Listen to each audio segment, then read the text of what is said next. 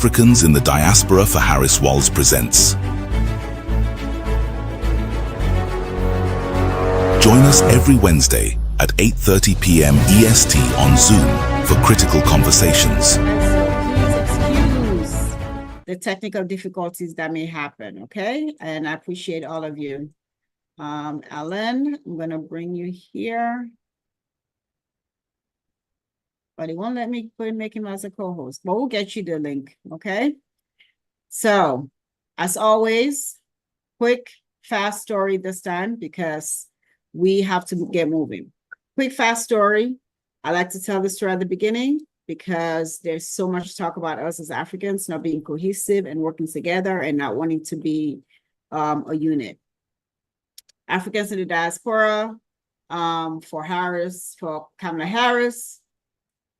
I wanted to mobilize the African immigrant community based off of Women with Black Women. I posted it in a WhatsApp group created by one of our sisters, Vicky Remo. She knows Dr. Fawad very well. And she then told me by message, hey, I'm working with Dr. Fawad. He wants to raise money for the campaign. So why don't you talk to him? So I called Dr. Fawad and I told him I wanted to mobilize the African immigrant community. And I started this Facebook group called Africans in the Diaspora. And he said, how about we work together? I said, yes. And here we are. We are working together. We have a whole team of people working towards the same goal of ensuring that we mobilize continental Africans here in the US behind the Harris-Walz ticket. And we're excited. We're enthusiastic. Correct, Fawad? Yes, we are. We're excited. And tonight's guests will show you how excited we are and where we are in trying to mobilize our communities to ensure that we win this election.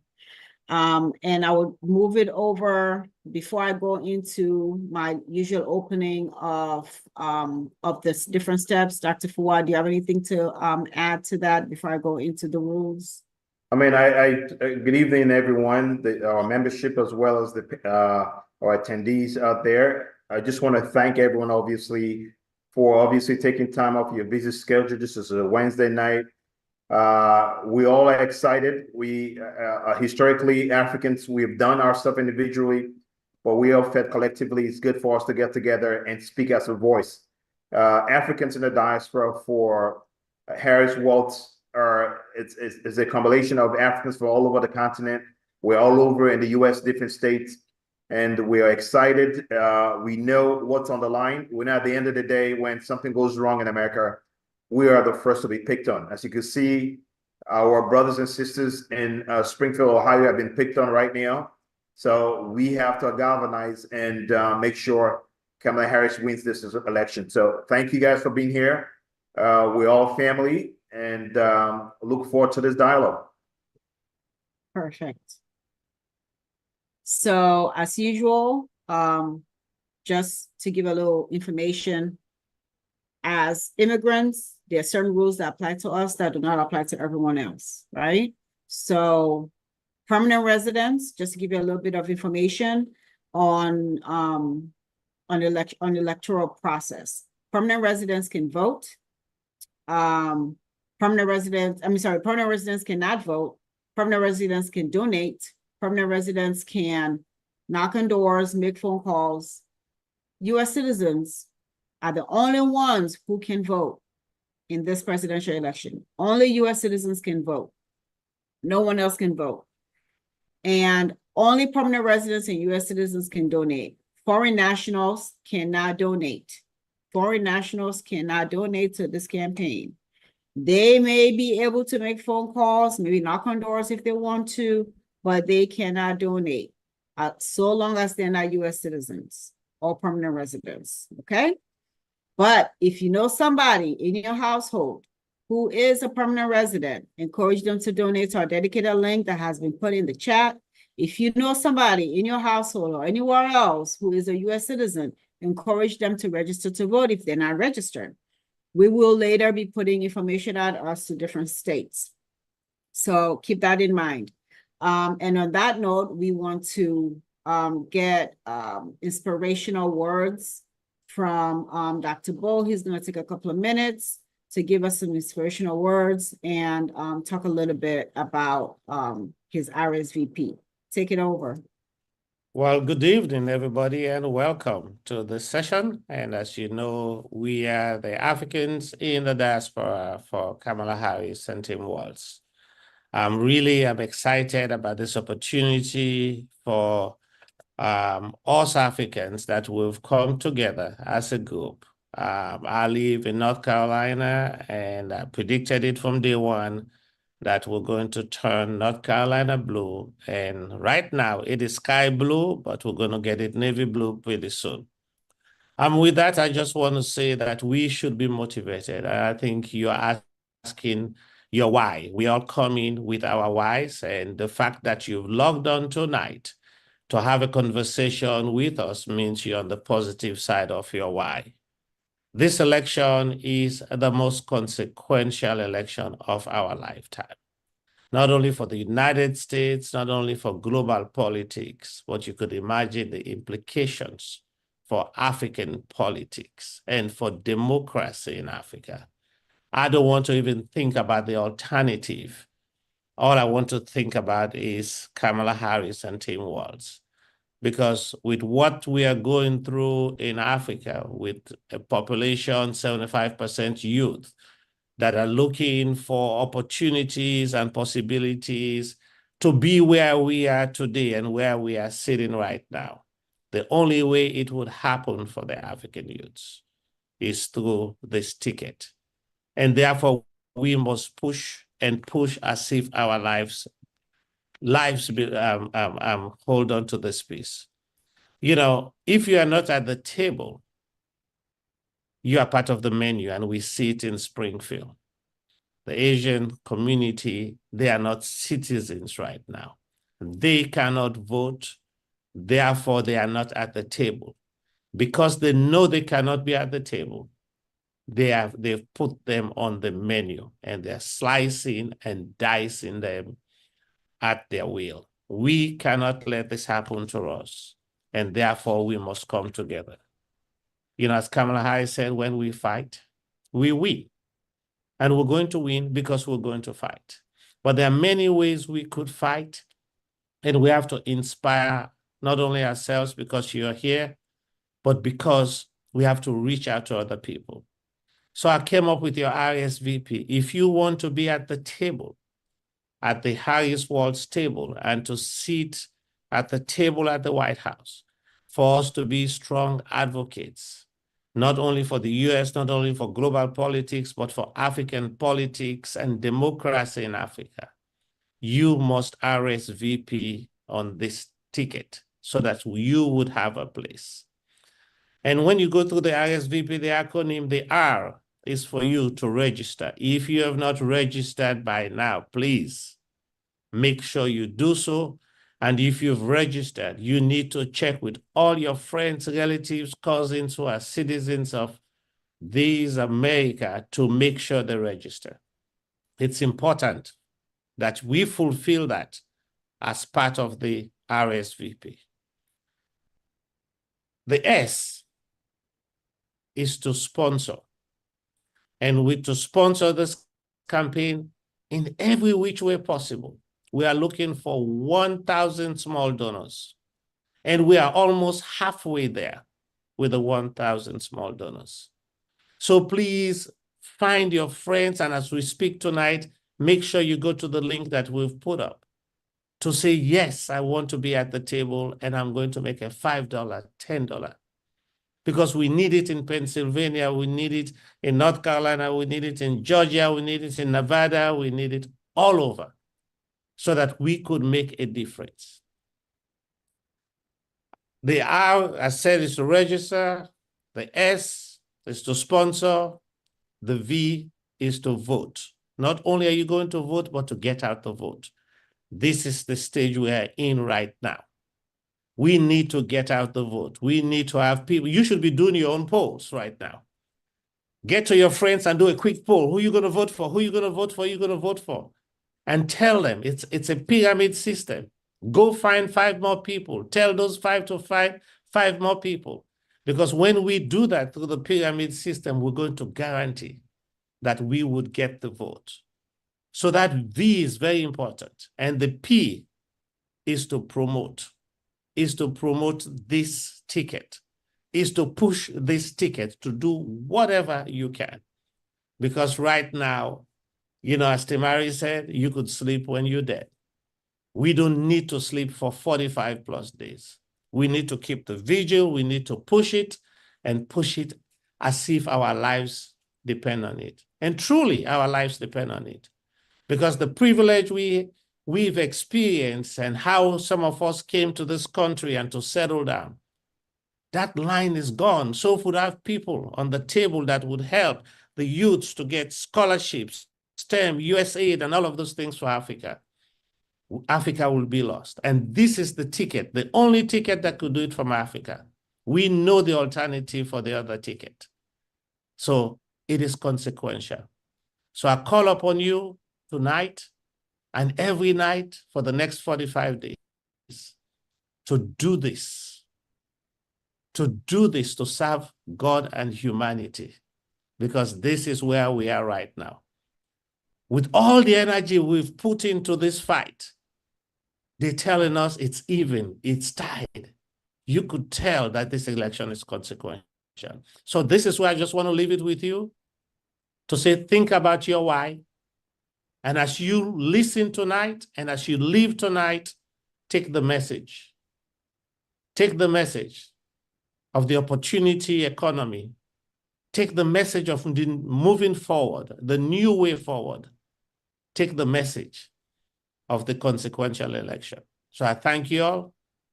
And we have speakers who would inspire us. And at some point in time tonight, you may have an opportunity probably to ask questions or to express your views. So Madam Fatmata and Dr. Sharif, I turn it over to you. And for all listening, RSVP, you would have a place at the Kamala Harris table, 47th President of these United States and the first female. Thanks. Thank you, Dr. Bull. Go ahead, Famata. No, go ahead.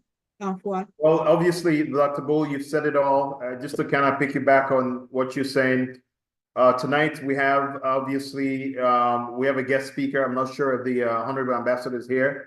Famata will get to introduce her. We have about 65 people on right now.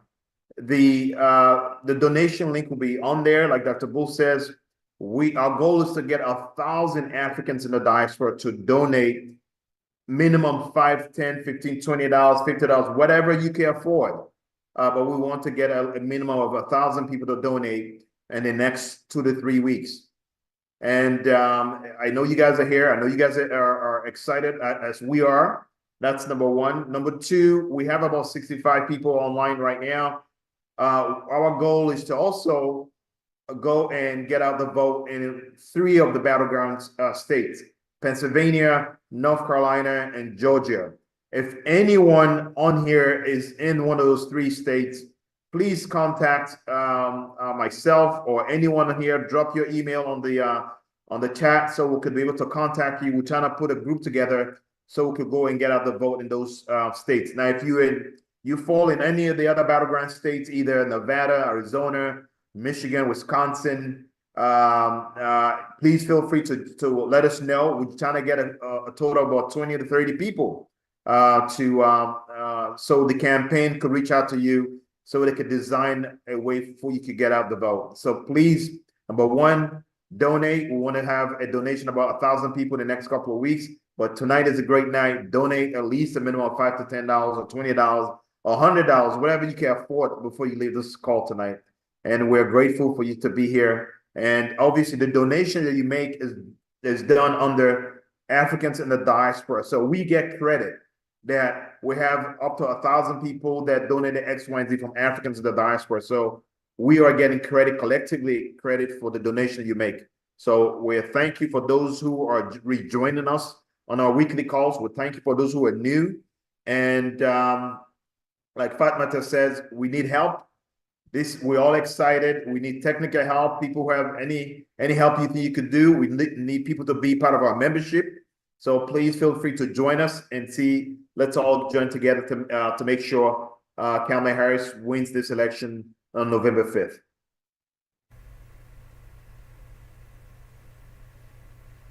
Thank you, Fuad. So we have a link for people to sign up to travel to one of the battleground states, or if you're already there, to sign up to say you're willing to help, whether it's canvassing, knocking on doors, whether it's phone banking, making calls, to ensure that we get to the voters in those battleground states and get them out to vote. We can either target the people themselves, meaning the Africans, continental Africans in these states, and or we get guided by the campaign on the ground. But we want to make sure that we are part of the solution. And that means organizing ourselves on the ground outside of these meetings and talking to each other. Okay. So I see our special guest. Let me do a name change.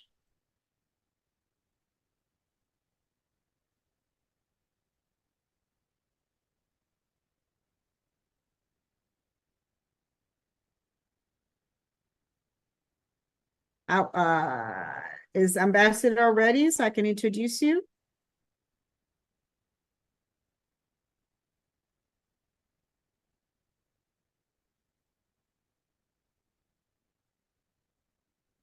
I'm trying to find the right place to set my phone, but we can start. Okay. Yeah. How are you guys? Good. Okay. We are fine. We are excited to hear from you tonight, Madam Ambassador. We're thank excited. Thank So let's introduce the amazing Ambassador Arikana Chihambori. Everybody knows who she is, so she doesn't really need a lot of introduction. But we are very excited. I am personally excited because I have admired the ambassador for so many years. And while she was here in DC, we all felt very blessed and lucky that she was our ambassador representing the African Union. And even since she did not disappear, she has remained on the scene. She has remained our guiding light. She has remained the person you look at to see the directions as continental Africans and descendants of Africa in general, because she has this worldview of Pan-Africanism, and it's just amazing, and it always warms my heart when I get to be in the same space as her. And just want to introduce our own Ambassador, Her Excellency Arikana Chihambori Kwai. Thank you, my sister, for the introduction. And thank you all as well for putting together this very important event, a very important gathering that is coming at an amazing time in our history, not only as Black women, but as women in general. So I want to take the moment to thank all the organizers for really thinking about what we can do to also send a very strong message to Kamala that we are with her. We are standing by her. We believe in her, and that we are going to do everything that we can to make sure that she is going to be the first Black woman to lead the most powerful nation on earth. I can't tell you how exciting this time is. Just yesterday, I was scanning through, surfing the internet, and there was a beautiful photo of Kamala hugging a group of little girls.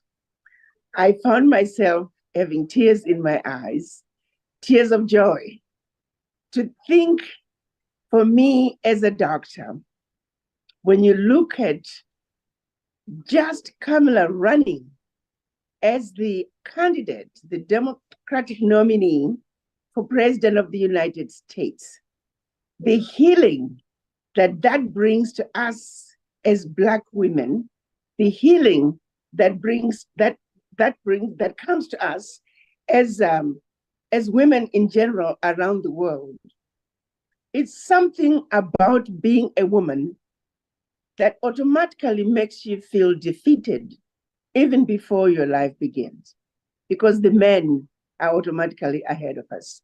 And it's instilled in us, and it's passed to us from one generation to the other. But to be able to have somebody like Kamala take that position, I cannot explain to you the depth of the healing that's going to take place in Black communities around the world. Not just Black communities in America, but around the world.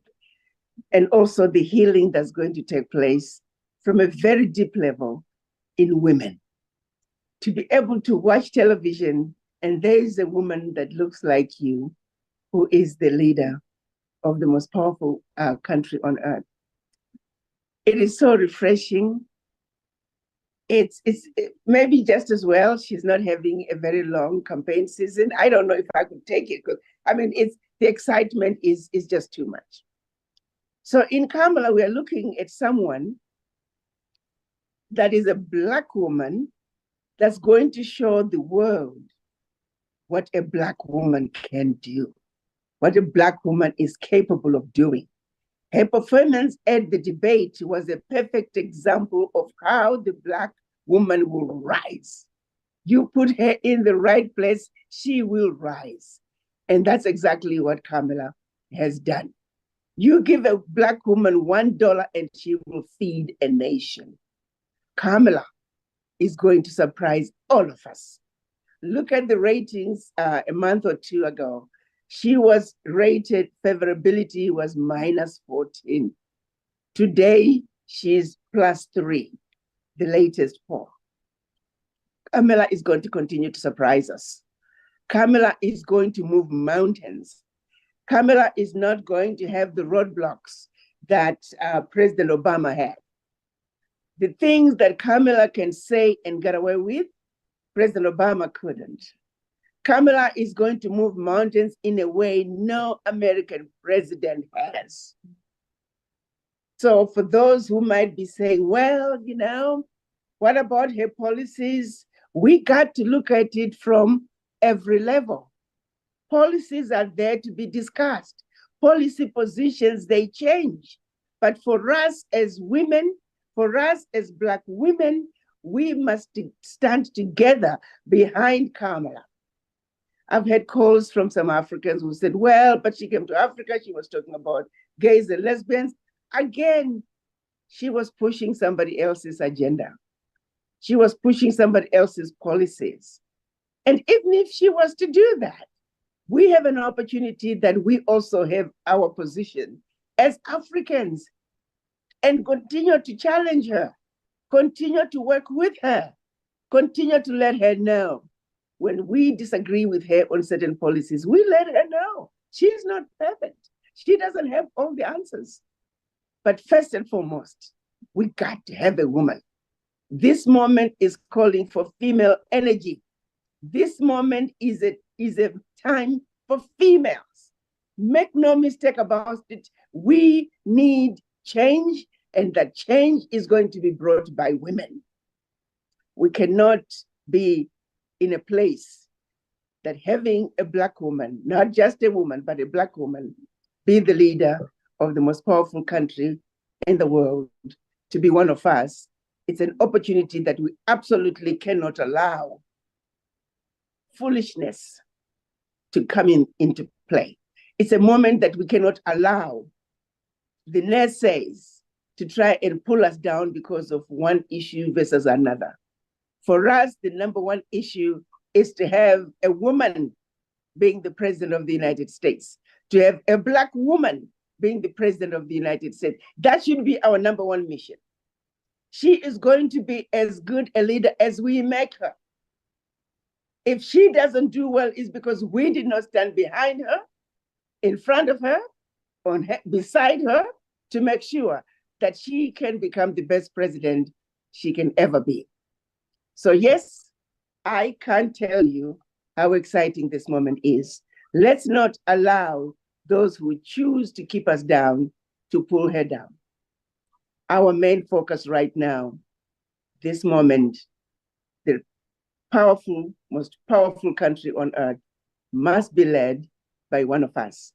And if we miss this moment to elect Kamala as the next president of the United States, it would be a great loss, not only for us as Black women, a great loss, not only for us as women around the world, but I truly believe it will be a great loss for the world. Kamala is going to move mountains. Kamala is going to bring the needed change. Kamala is bold enough to say it like it is, call a spade a spade. She is the only one who's been able to stand up toe-to-toe with President Trump. So you know, Kamala is going to go toe-to-toe with all the world leaders. And you have seen how fearless she is. She's ready to tackle anybody. And so let's not be fooled or be lied to and be made to believe that she cannot lead the United States. Far from it. I personally believe Kamala is going to be the best president the United States has ever seen. I look forward to working with all of you, making sure that we elect Kamala the next president of the United States. I thank you. Wow. Obviously, I'm not surprised, but I'm still overjoyed. This was great, amazing. Oh my gosh. The whole time you're speaking, I'm holding my breath and I'm just so full of joy and pride and your words, I would say from your lips to God's ears, let it be so. And I definitely agree we have to work and we cannot miss this opportunity. If we do, we have no one to blame but ourselves. I completely agree with you 110%. Fuad, do you have anything to say? I mean, all I could say to Madam Ambassador, thank you so much, number one, for taking time off your busy schedule to be here. But I'm not surprised you have endured support the African diaspora and on the continent. You are it's inspiration to all of us, and thank you for being here.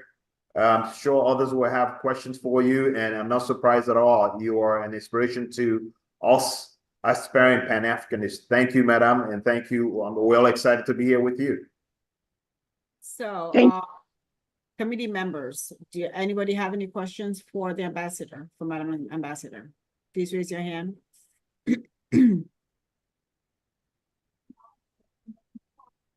Okay.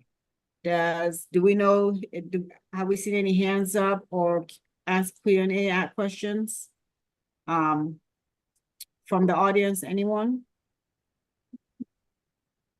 So guys, if you have any questions for the Honorable Ambassador, please type in on the Q&A. It will be read out and we'll be able to answer your questions. Oh, Maureen has a hand up. Maureen?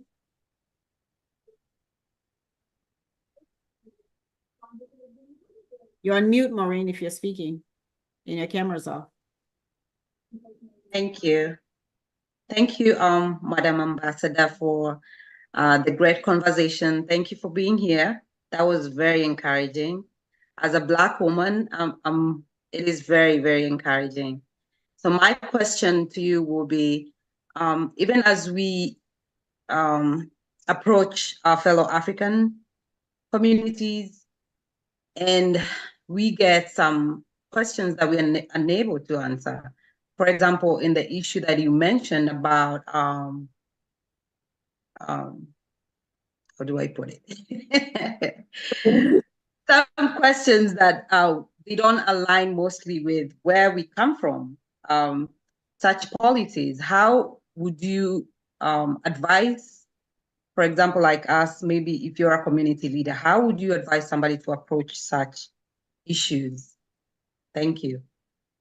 What we have to realize when it comes to leadership is a very difficult needle to thread. Sometimes you have to look at priorities. We have to look at the end of the day, what matters most. This election season is not an easy one for a lot of people in this country.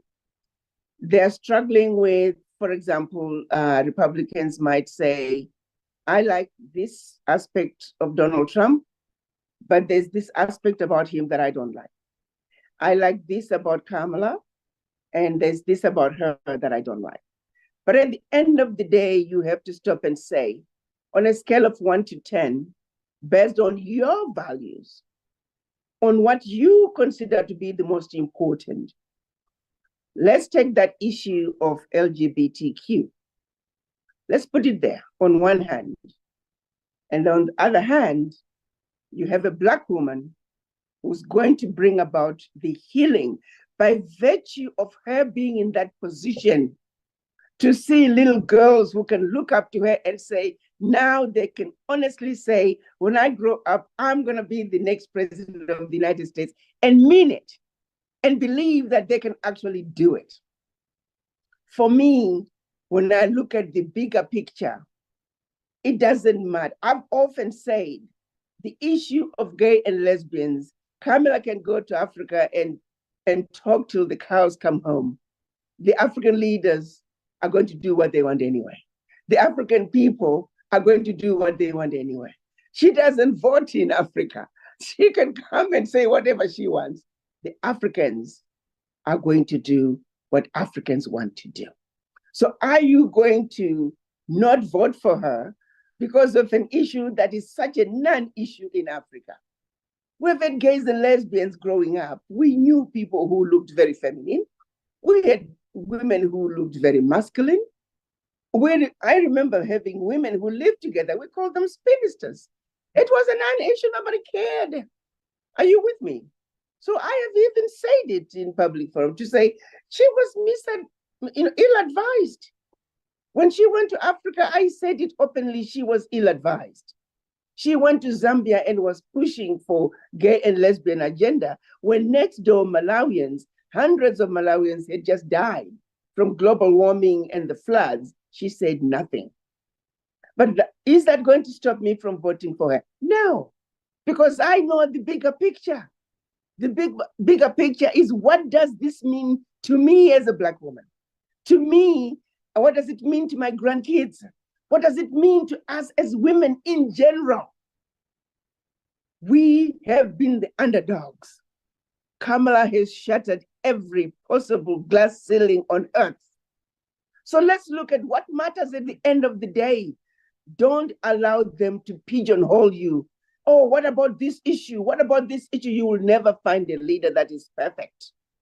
The question is, when it comes to things that matter to you as a Black person, as a Black woman, don't you think she is going to really move mountains for us? Even if she doesn't move any mountains policy-wise, but just having her there for me is so liberating. It is healing.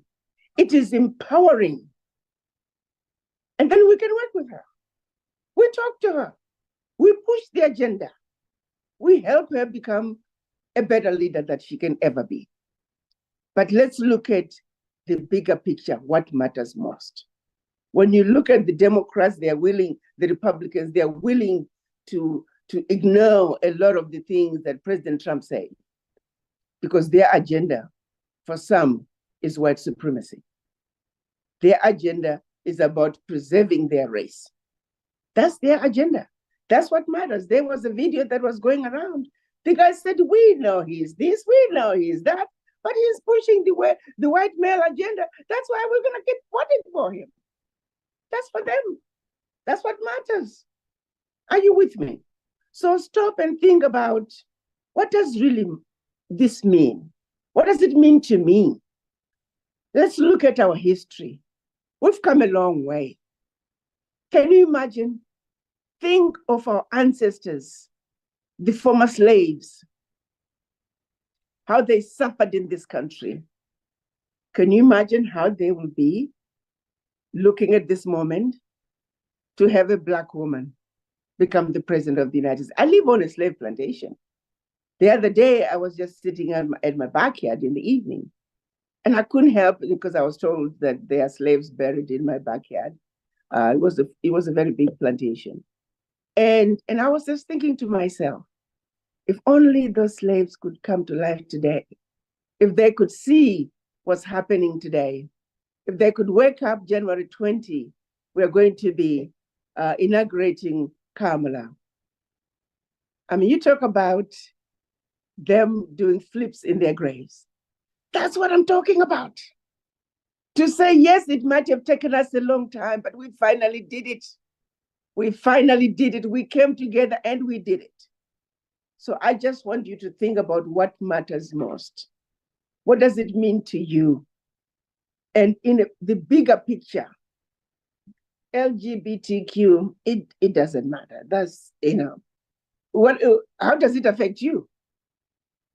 But having Kamala, having a Black woman as president of the United States, that is huge. So prioritize what really matters.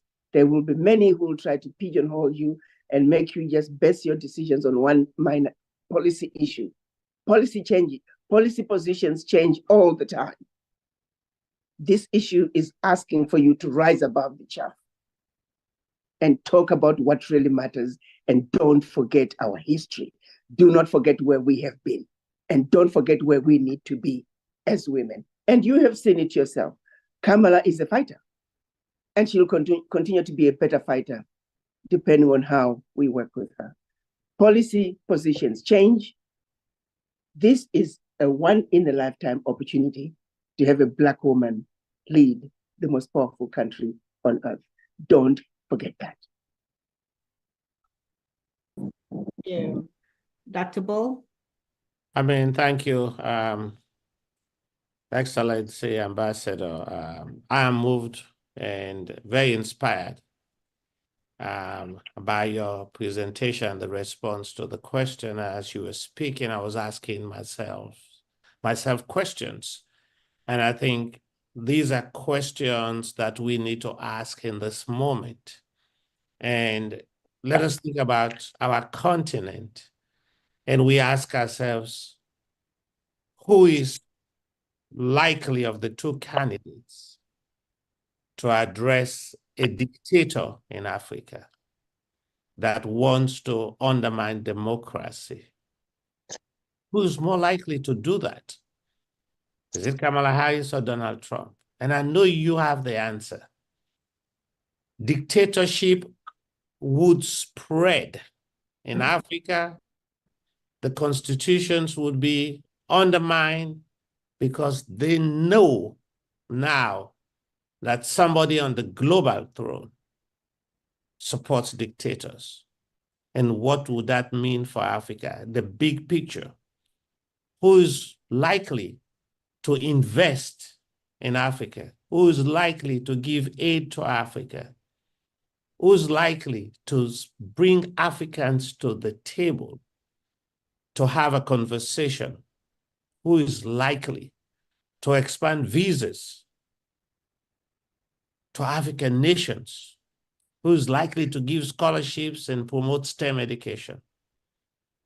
Who is likely to address issues of health and infant mortality and all of those things?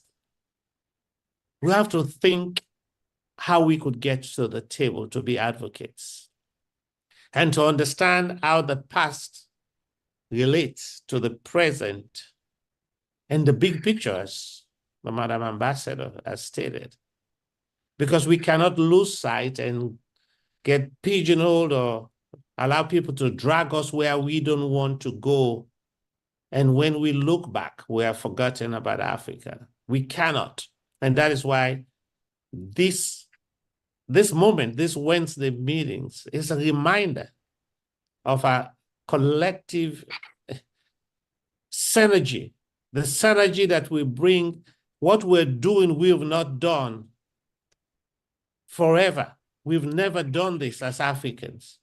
We've never come to the table to say, let us support what is going on, to understand exactly how we can collaborate. So this is really, really big. This is really, really big, my people. And that is why I say it's the most consequential election of our lifetime. Because it's important that we do this now. This 45 days, it's almost like 45 years. We cannot turn the hands of the clock. We cannot fall asleep at the wheel. We cannot say we are not going to RSVP. So my folks, we need to be at this table. And Madam Ambassador is giving us the pathway, the vision to be at this table, and we must take it with both hands. And we cannot look back. It's the new way forward. We don't want to go back, and we cannot go back, and we are not going to go back. And we are going to fight till the end, because when we fight, we win. Thank and you. we're going to fight.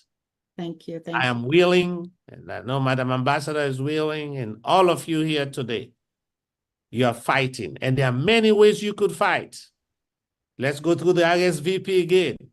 The R in the RSVP at the Harris White House is to register to vote and encourage others to register to vote. The S is to sponsor, put your money where your mouth is and your future. Because it is important that we sponsor every which way. We need at least 1,000. That number is important for us, Africans in the diaspora, because we're going to present it at the table that, yes, there are all kinds of groups, but we, the Africans in the diaspora, we came together, 1,000 of us. With all the meetings we have, we say, yeah, we are ready to support this ticket. And V, we're going to vote as if our lives depend on it.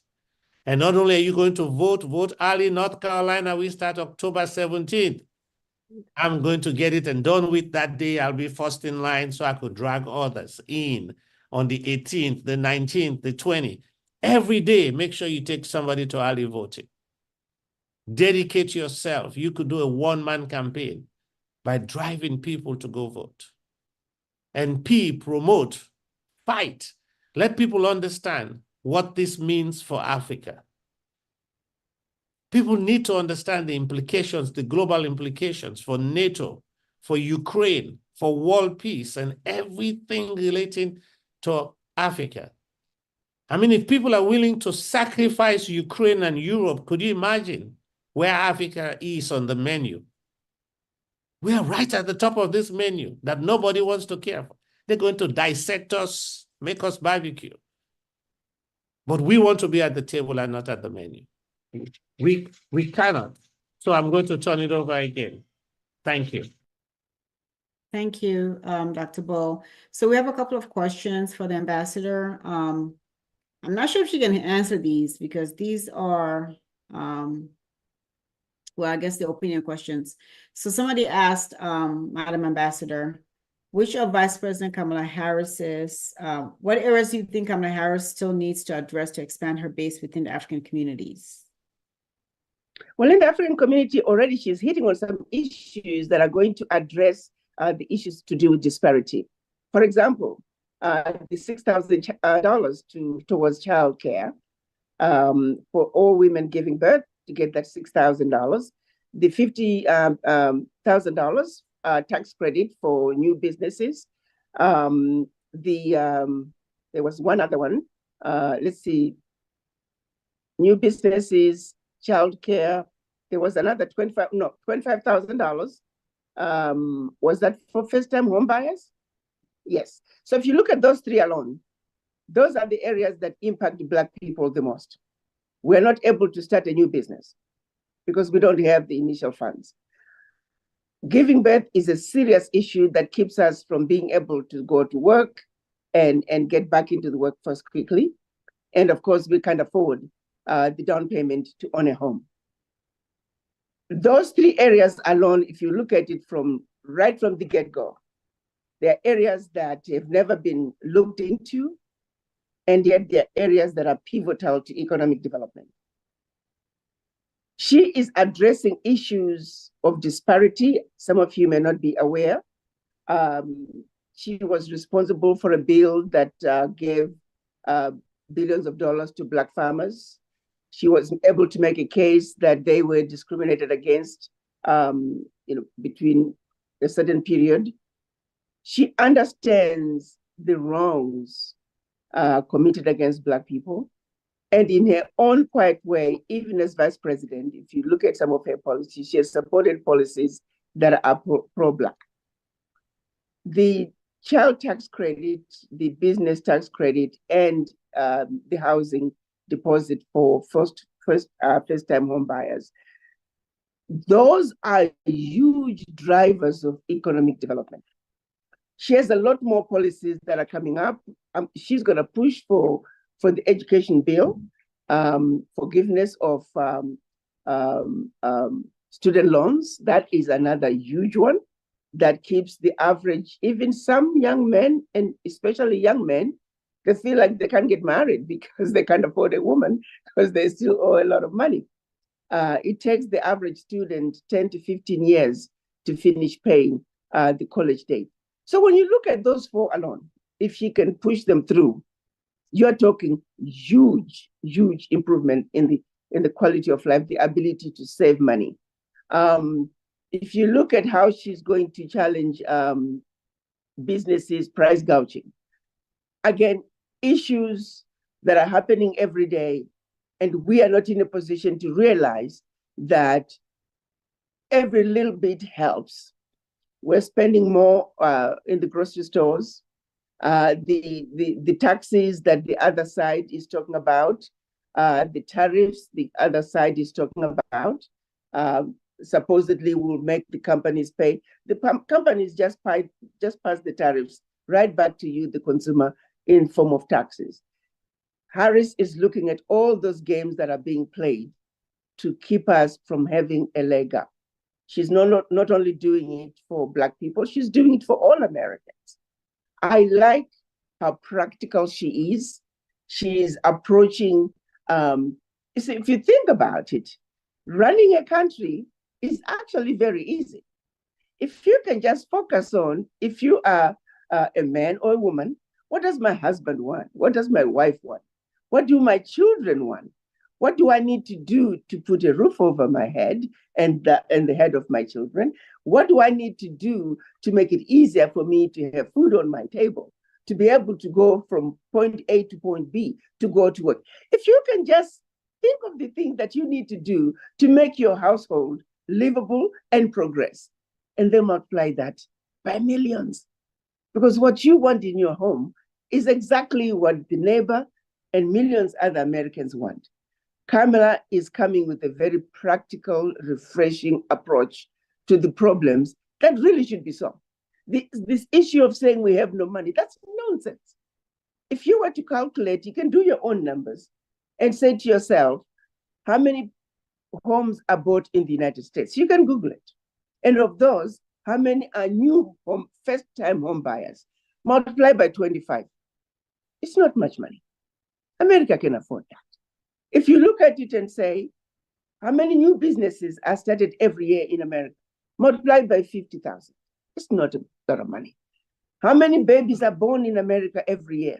Multiplied by 6,000. It's not much money. It can be done. The question is, why hasn't it been done? It's going to take a woman who's going to look at it from a very practical point of view. Like I started with saying, you give a Black woman $1, they will feed a nation. Is that practical approach? It's an approach that can only come from a woman to say this is nonsense. At one point, we were spending $8 billion a month between Iraq and Afghanistan. And yet, we can't take care of what Kamala is talking about is a fraction of what was spent in Afghanistan and Iraq. A minuscule. So the money is there. The question is, are we willing to do the right thing? Are we willing to have policies that really make a difference in the everyday lives of people? I see Kamala bringing that practicality to this country.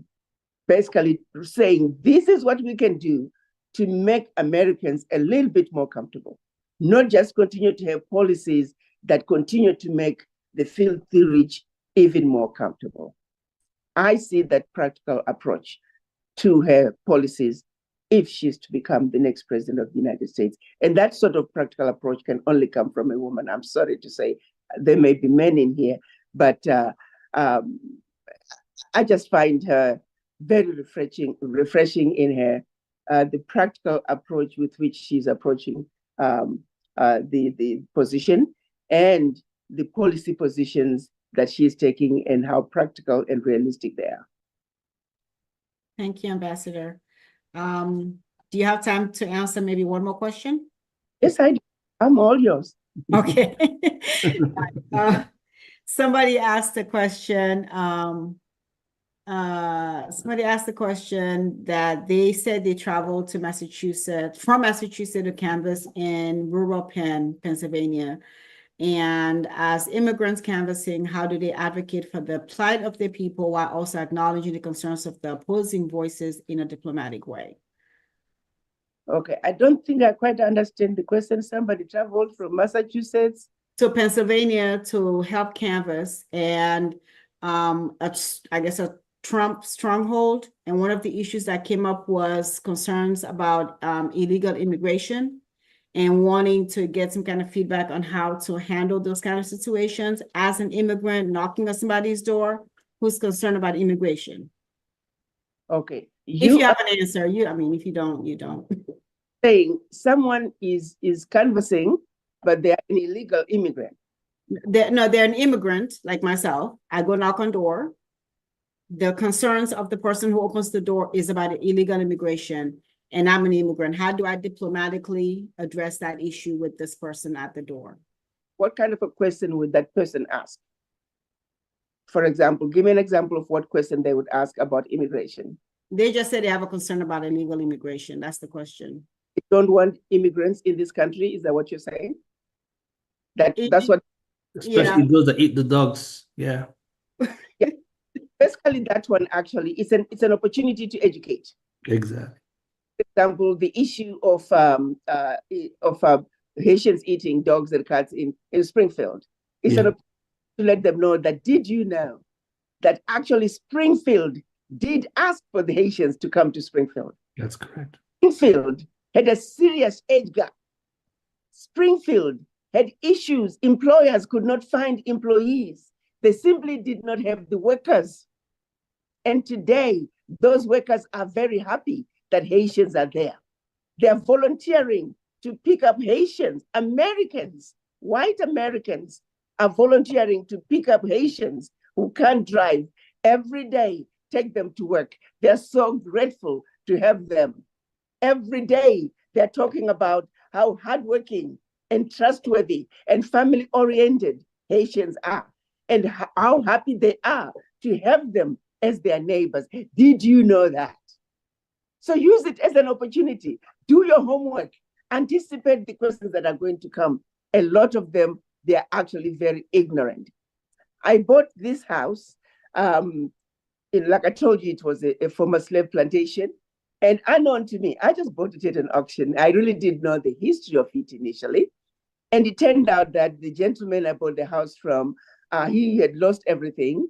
He was a commercial builder. He had lost everything during the recession. He had nowhere to go. So I just said, no, you're welcome to stay.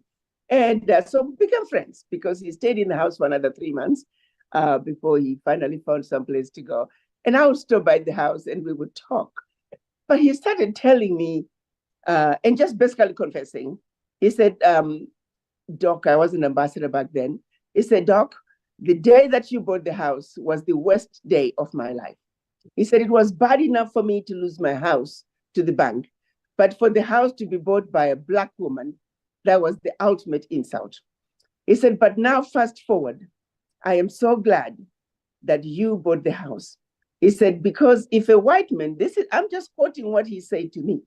He said, if a white man had bought the house, we closed at 2 p.m., they were supposed to be out of the house at 5 p.m. and they had nowhere to go. He said it gets even worse. If he himself had bought the house, he wouldn't do to me what I have done to him.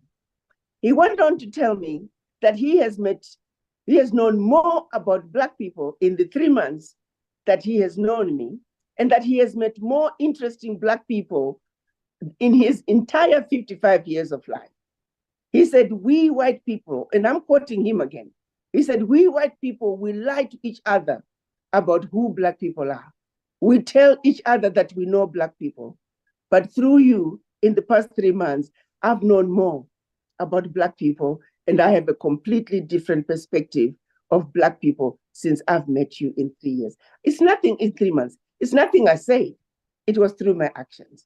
And so whenever we encounter people who are bigotry and people who are racist, it's an opportunity to educate. A lot of them are truly ignorant. They don't know any better. So you take the high road, you take the higher position and use it as an opportunity to educate, to let them know that no, a lot of them really, you got to forgive them because they don't know. They stick together and they lie to each other about Black people. They lie to each other about immigrants. They need to know the truth. So while you're canvassing, take the opportunity. Don't let them intimidate you. You just keep your smile and say, did you know? I am so glad you asked me that question, and find a way of bringing them in and start that healthy conversation. The guy I bought the house from, he was a bless his heart, he's late now. He was a self-proclaimed racist. But the 3 months that I knew him, when he called me sister, I can tell he truly meant it.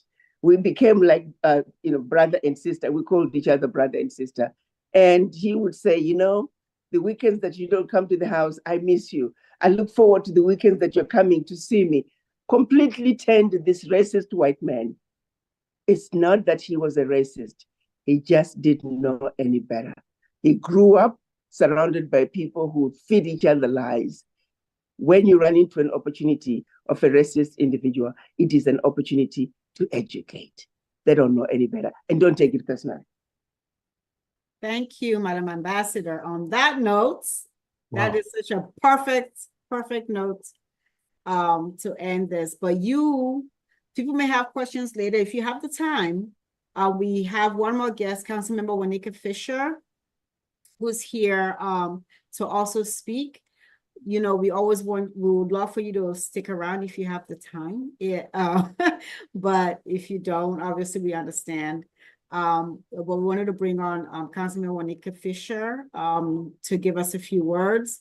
Councilmember Fisher is a council member at Prince George's County Council here in the state of Maryland.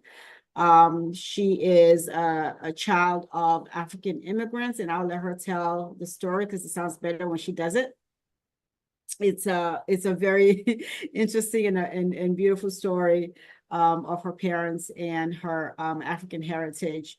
And she's going to give us a few words about this election and Vice President Kamala Harris.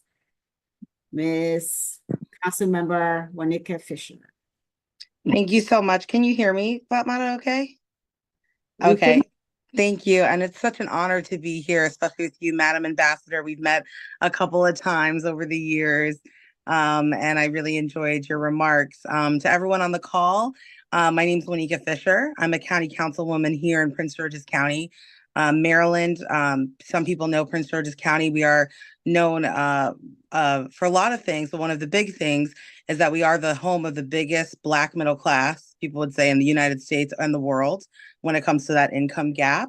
I represent a district that borders DC, and prior to being a council member, I was a state representative. I still am, and I'm working on getting someone younger elected, but I'm also the youngest Black woman elected in Maryland at my level and on the state level. I'm a first-generation American, like some of you and like many of your children.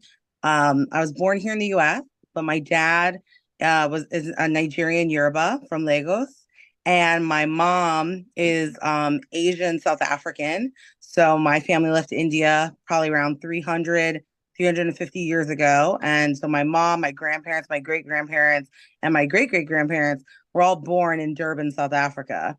And came, through the diamond mining and everything else. And my grandfather was a big organizer for the South Asian community to support the ANC during the apartheid struggle. And my uncle was subsequently killed there due to my family's activism and involvement. And then my mom and my grandparents fled to the UK and then eventually to the United States. So what's cool is I'm just like Kamala. I'm Black. My dad's Black, my mom's Indian, but I always say I'm Kamala dipped in Africa. That's kind of how I describe myself, because I have very strong African roots on both of my parents' side. And then I was born here in the United States in New York. I love service. And I think as something in the African community that we struggle with, even though we all love home and we follow politics back home and we send money home, and home for us, whatever country you hail from in the continent, it's in our blood. It means so much to us. But the reality that can be hard and that our community is struggling with is that we're here and we're not going back. We're not going home. No matter how much we say we're going to move back and do this. And I've got friends that have been building a house back home for like 40 years, still not done. I mean, your children, your money, everything, you're here in the US, right? And so sometimes we have to lean into that reality and get way more politically involved, engaged, and educated about what's down the street versus what's almost sometimes a 10 to 24-hour plane ride away. And as much as, as a local elected, as much as the continent means so much to me, and I do follow, and, my parents have a house that we have in South Africa and different things, we're still very present here because we know, and as the ambassador and the other speakers I was listening to talked about, what happens here in the US will impact back home in a large way. So ignoring it and not leaning into it is actually not helping our brothers and sisters back home. So for me, I think that is so very important. And I know I want to thank Fatmata for her leadership. And I know she wanted to talk to me about voter engagement, but I don't know, Fatmata, if you want me to stop here and take questions, or how you wanted me to go from this point. Sorry. No, talk about voter engagement. Okay. And I think voter engagement is so important, not just I think you all have done a great job covering Kamala's win. I was one of her first endorsements in Maryland in 2019. I was a Kamala delegate for a convention, and then I went to Joe. I'm known as the Kamala of Maryland. I love Kamala, but local races really matter. And for those of you that live in Maryland or you have friends in Maryland, our Senate, Kamala also can't do all of the things that Madam Ambassador spoke about, the $50,000 for businesses, the $6,000 for childcare, without a Senate. Let me just be real clear. Without a U.S. Senate that is going to support her agenda. And Maryland is in play in a huge way this year, like never we have before. My current county executive, Angela Alsobrooks, is the Democratic nominee for the Senate. She's endorsed by so many people, our governor, all of our congressmen, Jamie Raskin, Kamala Harris herself, Hillary Clinton, the whole thing. And her Republican opponent is our former governor, Larry Hogan. Mitch McConnell and Donald Trump want Larry Hogan to win so that they will have a split vote and they will have a Senate majority and stop all of Kamala's plans and the Democrats' plans and very, very important judgeships, including the Supreme Court.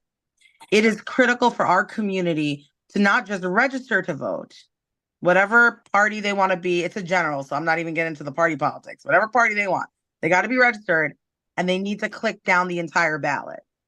And particularly in Maryland, our Senate race is going to affect and impact in a great way how successful a vice president, and hopefully the next president of the United States, Kamala Harris, will be in her role. So we need to send Angela Alsobrooks to the Senate.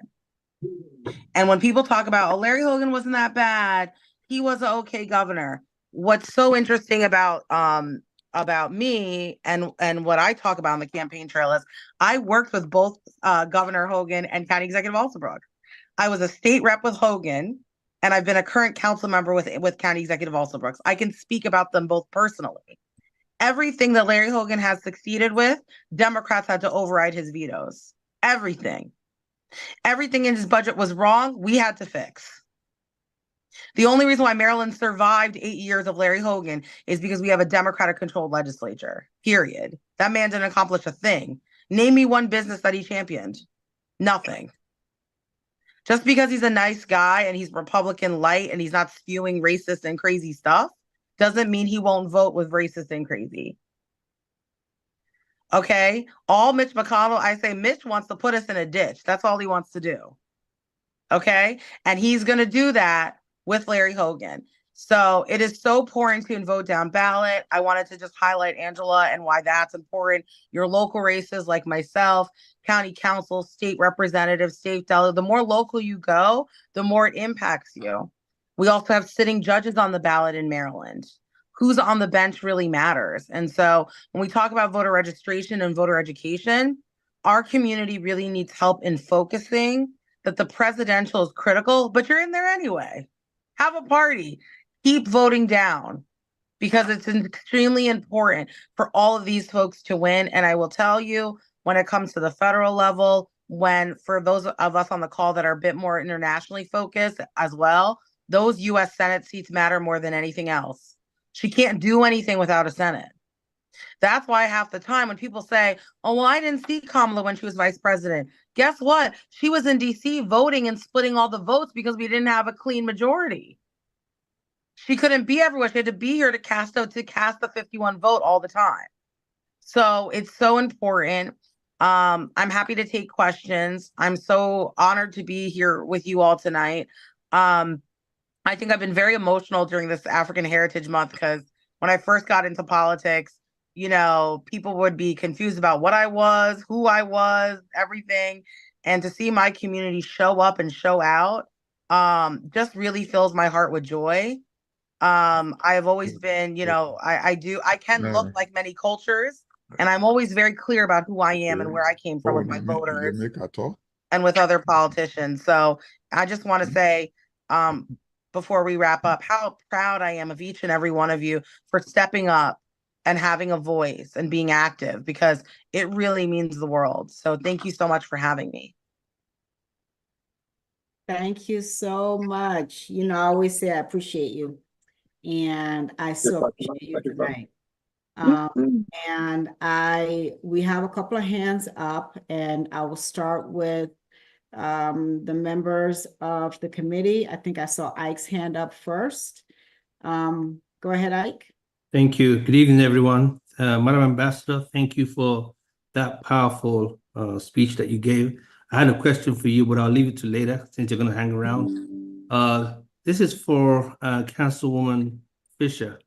I know not everyone on the platform is actually based in the PG or Maryland area. This group is across the whole US. But the question I have for you is particular to Maryland. I understand personally the importance of voting for Angela Alsobrook for the Senate. The question I have for you is the challenge we face when we talk about her is her position when it comes to the African community and diaspora in the PG County and in Maryland generally. You don't have to worry about trying to convince me. I'm convinced. How do you think is the best way, or what can you give to us to speak to folks who don't see her as pro-African or African friendly, generally speaking, since you're very close to her? Thanks. Yes, I would say you have to really get educated on the things that she has done. So under County Executive Alsobrooks in our county in Prince George's, she's the first county executive to create the Office of Multicultural Affairs. She has the head of that office is an African man that she put into place. She has recognized African Heritage Month before the governor. So she's been doing that since her first term. So I was like a state rep. So maybe 2019, 2020. If you look at County Executive Alsobrooks and her laser focus on MBE contracts with African businesses, you look at who Prince George's County used in our PPE during COVID, who we're using on contracts now. She has been dedicated to making sure she builds African wealth in the county. 40% of small businesses in Prince George's County are African owned and operated. County Executive Alsobrooks speaks that to truth. all the time. I was just she worked very hard with the Office of Multicultural Affairs and Economic Development. Maybe it was a room of 20 to 30 African business owners understanding and getting taught, about the process of being a county contractor. She's bringing the education to African businesses on how to get business with the local government. And I think she's going to do that same thing when it comes to big federal contracts. Let's look to the future. That's what she did. She's going to do the same thing when it comes to federal contracts for African businesses and our African families going forward, especially when it comes to Prince George's County getting the FBI and the contracts that will be flowing through Prince George's locally with permitting for that and the federal government. That's going to make a lot of our families and African businesses better off. So that's what I would say to them about her. As well, we have you just put in line Prince George's County African Diaspora. It'll plop right up. We have an amazing African Diaspora board. My pastor, Pastor Colby from Redeemer Lutheran Church, Redeemer, is a member of that board and does a lot of work. I go to a super mega African church, so we're very engaged with health fairs, community fairs, and then the other thing I'll add is Angela has supported pro-immigrant legislation that is African focused. When I was a state representative and she was county council member, I won't get too technical with you, but there's a part of our criminal law, because we're short on time, that really hurt African and Caribbean immigrants than the Latinos. And I represent a very Latino district. When I tell you the Latino advocates, and I love them, they came and testified, they sent a letter, but they didn't send the cavalry like they usually do for their issues, right? This particular law was hurting Black immigrants more. Angela testified, she helped me, and I changed that piece of law before I left office as a delegate in my last year, and then I came onto council. So I don't want to bore you with the technicalities, but it would lead Black immigrants into deportation, that law. And it took me 5 years, University of Maryland Law School as my partner to change that, and Angela was there neck and shoulder with me on that bill. So I think I've spoken to her record with our community, and I think she knows what our community is focused on. Our community, we don't want a handout. We want opportunity. That's correct. Okay, we want opportunity, and she knows that. My parents are small business owners. She knows that, and I think she's going to be laser focused on how our businesses can prosper. Because when African businesses prosper, Prince George's County prospers. She has seen it. She feels it in the pockets of our county coffers. And she's going to know when African business prosper in Maryland for our whole state, the entire state will prosper just like our county does. Thank you. Thank you so much, Congresswoman. Appreciate that response. Thank you. Thank you so much for an excellent question that you answered there. Obviously, at the end, just the same question goes back. Do we think Donald Trump is better for Africans versus Kamala Harris? Do we think Larry Hogan is better as a senator versus Ossobrook? Ossobrook obviously is going to be the better choice for Africans. We just need to re-educate ourselves, and I'm glad you've really shed some light on that. Again, as per protocol, please, if you have any questions, drop your questions on the Q&A. We still have the ambassador here. She's gracious enough to hang out with us. Let's have those questions in the Q&A. After she leaves, we'll be able to open an open forum so we can have this dialogue with ourselves. So if you have any questions, please drop in those questions in there, and we'll be able to answer some of your questions. Thank you. Famata, go ahead, please. Okay. Thank you so much, Monica. That was just amazing. That was so great. It was really thankful that you were here to lay that out. And you give me some tidbit. I didn't know about the bill. Now I have something even more to talk about. That's I can talk about everything else. Like, I know all about the fact that for as long as we had county executives there, I had conversations with the previous county executive, because we have the African Affairs Advisory Group here in Montgomery County, had conversations about it before with the previous one. It didn't happen, right? She came in and she created the African Diaspora Committee, I think it's called. And now they have something similar to what we have in Montgomery County, the African Affairs Advisory Group that we've had for the past, I guess, 16 years or whatever it is. But Angela also Brooks is the right person for this seat. We all know it. And I think we have to get out of our own way to make sure that we're properly represented in the Senate by someone who actually cares about us as Marylanders and as Africans and as Black people. We cannot, I don't think there's anyone who can concretely say what Larry Hogan has actually done other than business was good. And as council member just told you, none of what you think you got because he was governor would have happened if not but for the fact that it's a Democratic state delegate.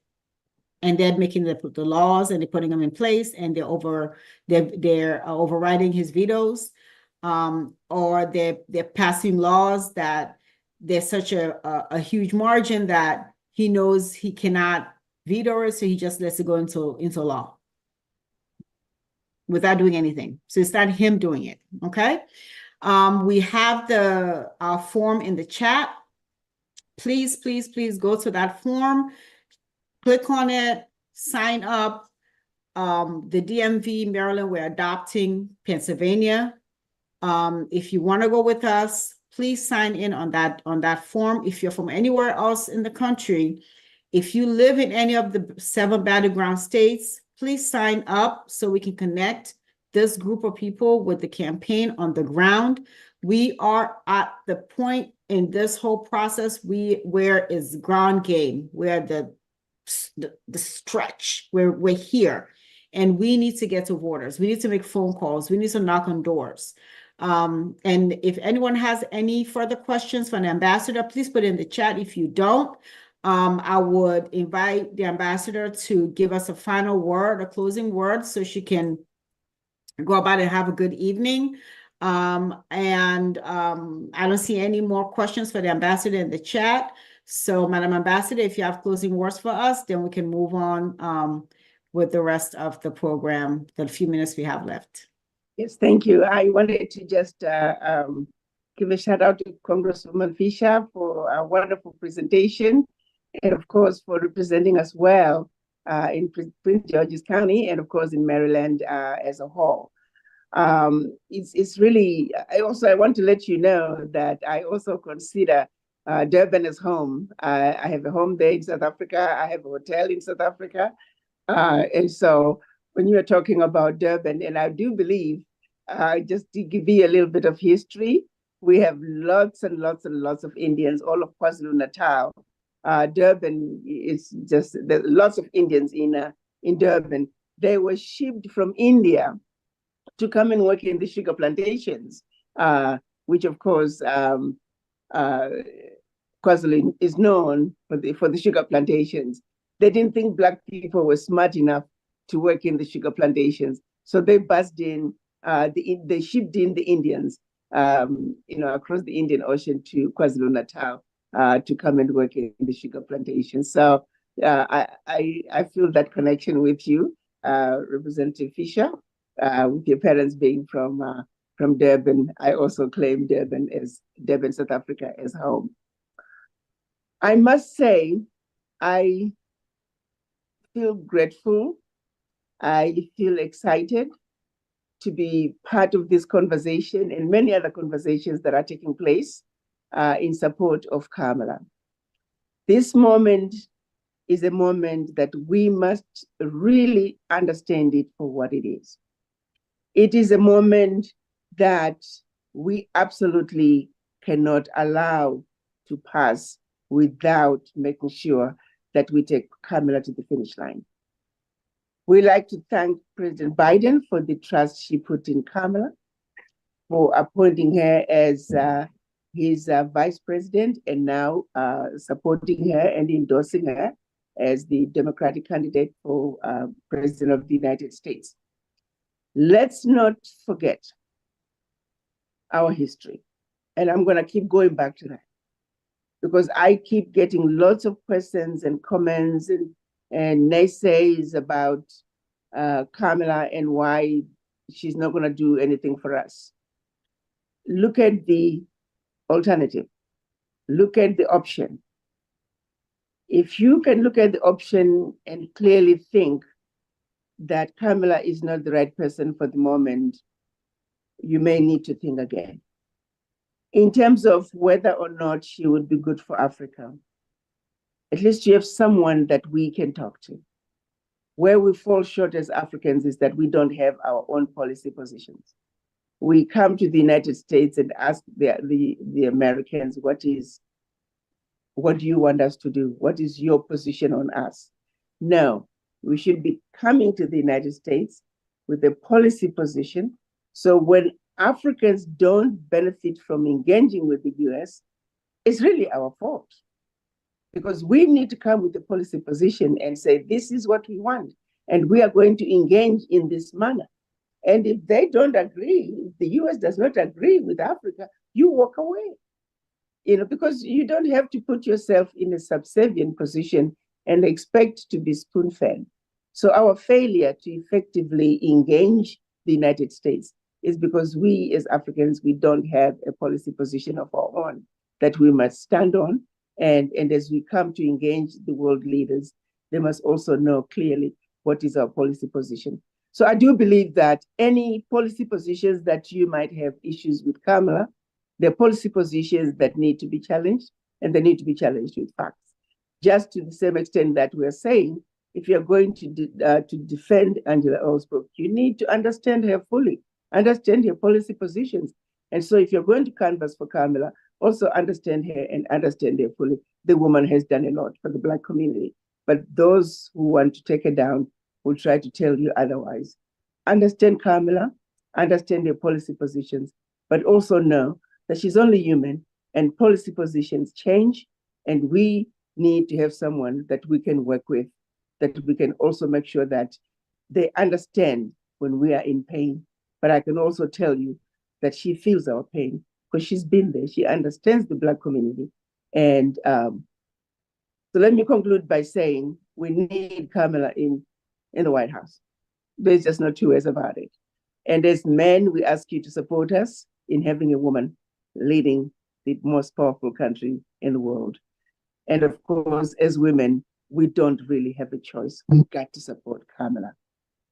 The alternative is just not acceptable. That's my opinion. People are going to have their own positions.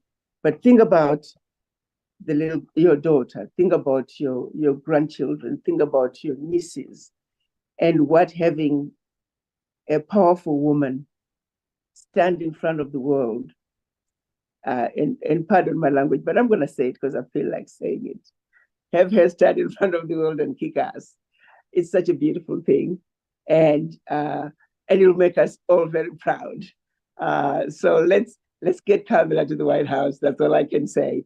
For me, I'm just like Representative Fisher. I am so full of joy. Every time Kamala is on television, I can't turn off the TV until she's done talking. And that's how excited I am about Kamala.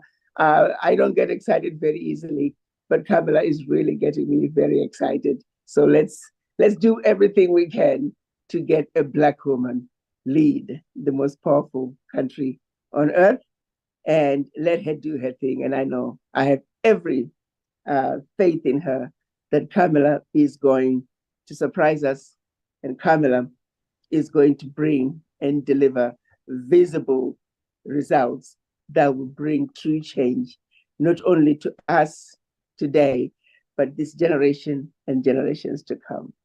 Thank you so very much for having me. Continue the good work, and let's go vote. Thank you. Thank you. Thank you, guys. Let's give the ambassador a big hand of applause for her leadership and her enduring support for the African diaspora and for the continent. Madam, thank you so much. We continue to pray for you to good health and long life. We're, like I said, I'm indeed a student, a Pan-African student. I follow you, and thank you for all what you're doing for the continent and what you're doing for Africans here in the diaspora. Thank you, guys. Let's give her a big hand of applause, please. Yeah. Thank you, Ambassador. Thank you very much. Take care. Thank you. Does anyone have any questions for Councilmember Fisher? What? I see a hand. Edith? Nwosu? Yes, can you hear me? Yes, Yes. go ahead. Yes. Hi, good evening, everyone. How are you today? We're doing fine. We're excited. Yes, God bless you all. I just wanted to, I've been listening and I just wanted to formally introduce myself. Thank you all for taking the time to coordinate this meeting and this gathering. Obviously, the time that is very important in terms of, everything. So just to share a bit about myself, I am an Igbo Nigerian, born and raised in the Maryland location. I'm currently in the Prince George's County location of the state of Maryland. My mother, Edith Sr., actually invited me to this community. She may have introduced herself before, but definitely as a woman of Christ, and a woman that understands that politics is extremely important in terms of our rights, and also being a business owner myself and listening to the different challenges in the community as I really focus on community transformation through my media digital marketing solutions company, but understand that there's a lot of different improvements, but there's necessary change that still needs to be made.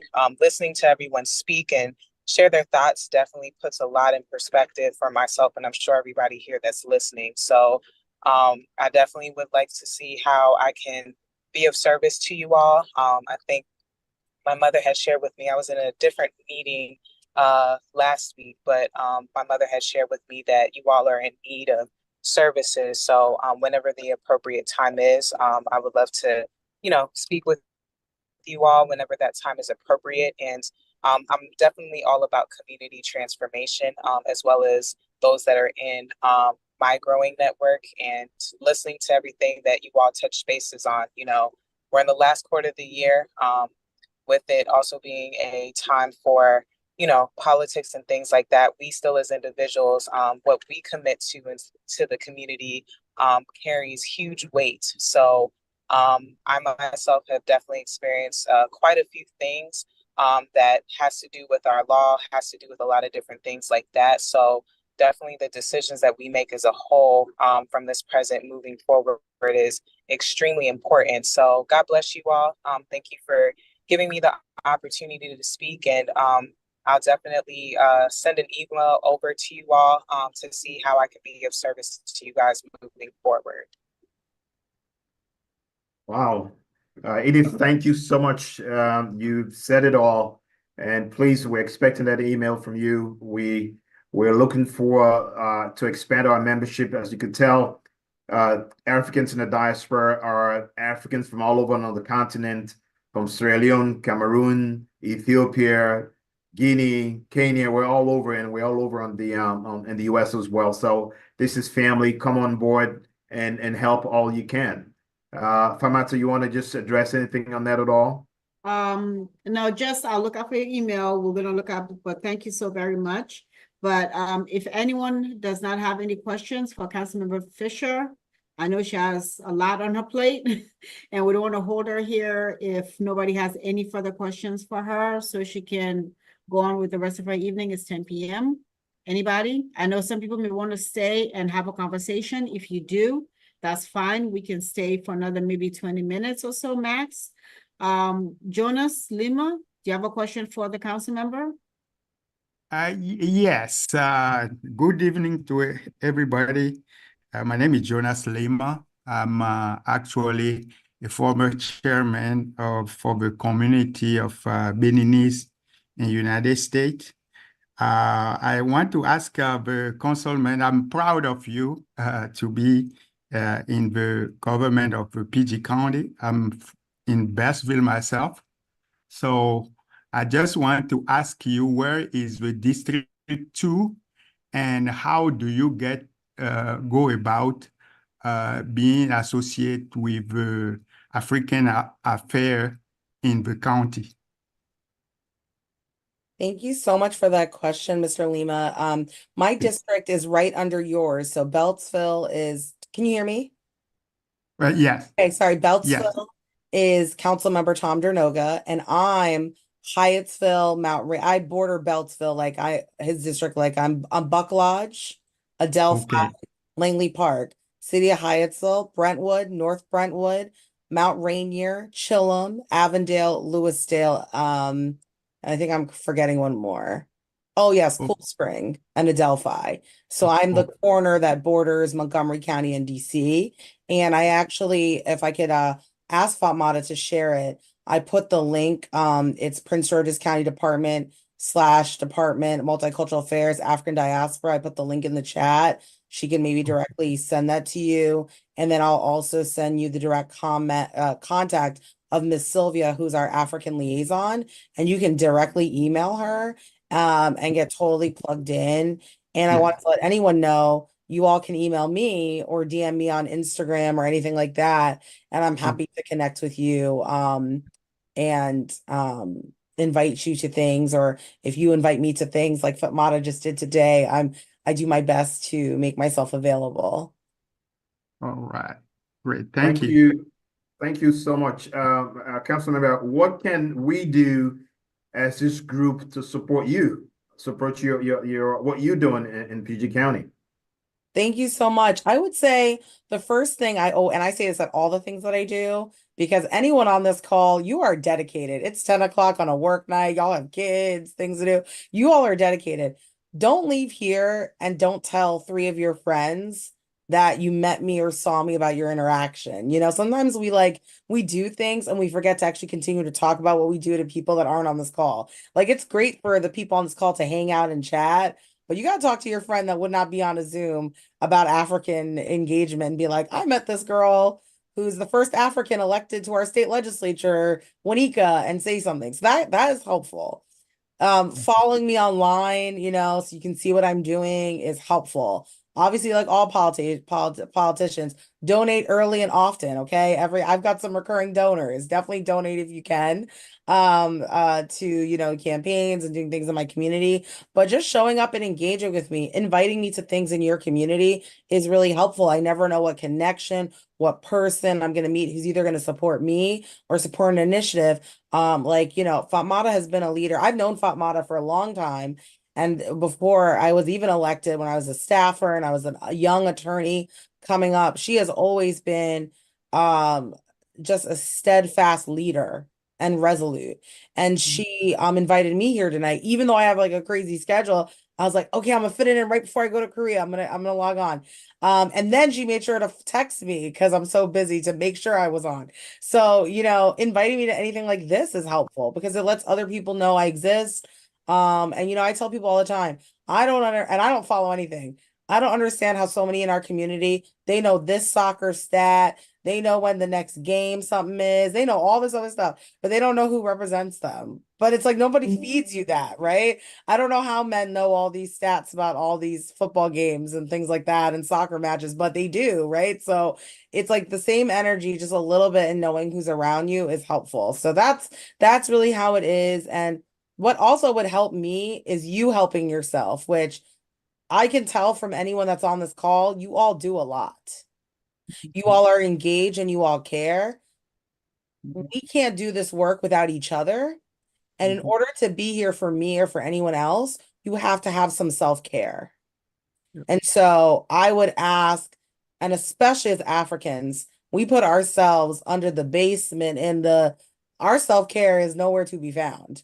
And so one thing I would say what would help me is that you lasting as an ally of mine, right? And in order for you to last, you can't just burn out. And so anyone on this call, that extra sleep, that face mask, that day away, that 20 minutes, that favorite show. I know we're talking about all this work in 45 days, and we can sprint for 45 days. But the question was for me, and I'm quite a young politician. I hope to be around for a long time. I need all of you to be there with me. And I can't get there by myself, and y'all are not healthy, and you're not happy, and you're going through things, right? So I would say also that bit of self-care, I would like to lift up, because if you don't do that, you can't last the journey. You can do the sprint, but you're not going to be here for that marathon. And so that's what I would say. Thank you so much. I see Marie Mecca. Yes, this is Mary. Yeah, my question to the council member, not the question first. Thank you so much for last Sunday, the beautiful event to celebrate the African Heritage Month. I was there in Laurel, and she was there to give us some remarks. Thank you so much. We enjoy. We really feel at home. I'm from Cameroon, but I've been a community organizer here in DMV for years.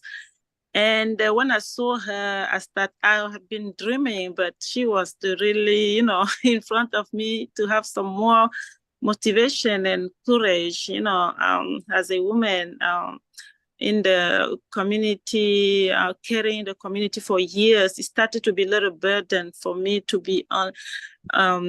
In the African community, there is no criteria to be a community, to save anybody's life or to support, but sometimes when we have to do some stuff, now we are very limited, and it started to be a burden for me to do everything by myself.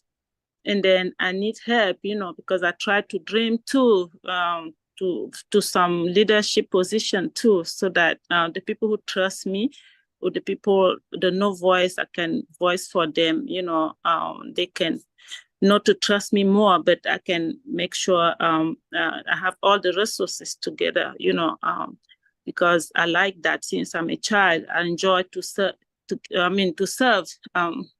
Yeah, so, and I don't know about the proclamation of that African Heritage Month. I don't know, I didn't see it. I don't know if we can have it somewhere. Maybe I'm the one who didn't get it.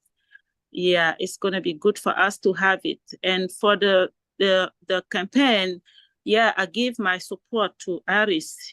She's represent us. She's a brave woman. We are proud of her. And I'm available to give any support at any level. Just keep posting it to me. I'm going to reach out to you too. I got all the emails, so we are together. Thank you so much. Thank you so much for that, Marie. I just dropped, and I'm sure Fatmata will share the things I'm dropping. I put Miss Sylvia's contact, who's the diaspora liaison. I just put the link for the governor's proclamation for African Heritage Month.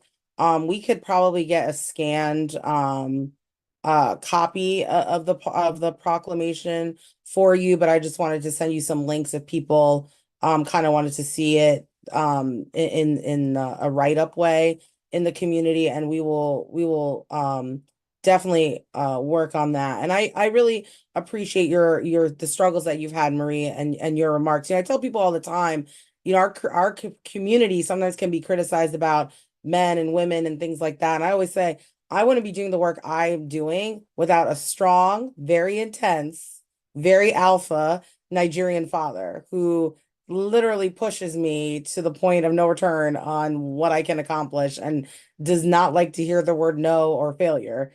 And he is such a feminist as a Nigerian father, and pushes me to be everything that I can. And so, we just all need that community to continue to do the work. So please reach out to me and lean on us to help you, not have the burden yourself, but to bring people in to help you in your work. And I'm more than happy to be a partner with you.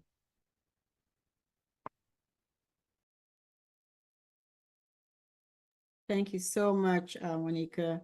Let me see if there are any more hands. I think I may have seen one. David Adefila. Yes, okay. Council member, thank you. Unfortunately, I'm not in your jurisdiction. I'm in Springdale, so somebody else is representing us. Good job. I would like to contact with you also. Question is, when are we going to do this follow-up meeting again? I'm asking in general. Oh, you mean just, can you give me a little detail more? What do you mean by? Yeah, we meet every week. I can answer that. We meet every Wednesday, same time. Okay. Yes, sir. I'm joining you. Okay, that's good. Welcome. Okay. Thank you for joining us. But we're here every Wednesday. Okay, that's cool. I know they had one before for when the former President Obama, and after then, what I'm trying to suggest is you have this. Hopefully, and pray we elect Kamala Harris. Now, I will suggest that this association should remain, and so that we can be contacting her for what we want as Africans in diaspora here, for what she should do for Africa. Okay, that is the intention, I don't know whether you have that. That is the intention. We'll continue this onwards. Okay, good. That's good. Okay. Yes. So I will join you every week now. Then if I already contributed another place, yes, but I will contribute here again in terms of donation. Thank you so much, sir. Okay, so God bless you all. Okay. And Mr. Adefeli, thank you so much. And next Wednesday, tell 10 people to come, and please donate, obviously, to the Africans in the diaspora, because when you donate through our link, it goes directly to the Democratic campaign to support all the Democrats who are running down the line, and we get credit as Africans in the diaspora. So bring 10 people with you next week, and we're here every Wednesday at 8:30. And yes, like Mr. Chris told you, we have big plans to continue this stuff post-election, but we have to speak as a group, as Africans in the diaspora. We want everyone to come on the plate. We want how this stuff affects us in the U.S. and how they affect our continent as well. So we're all in this together. Thank you.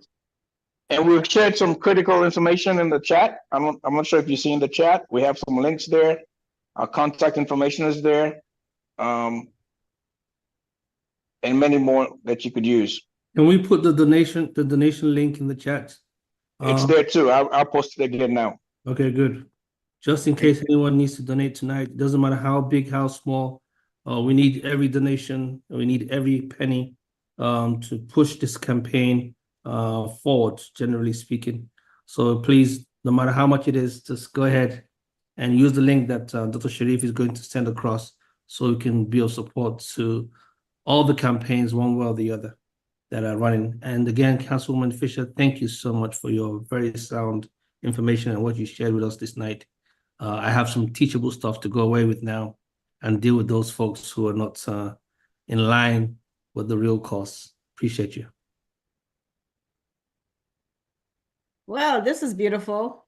Thank you, Anika.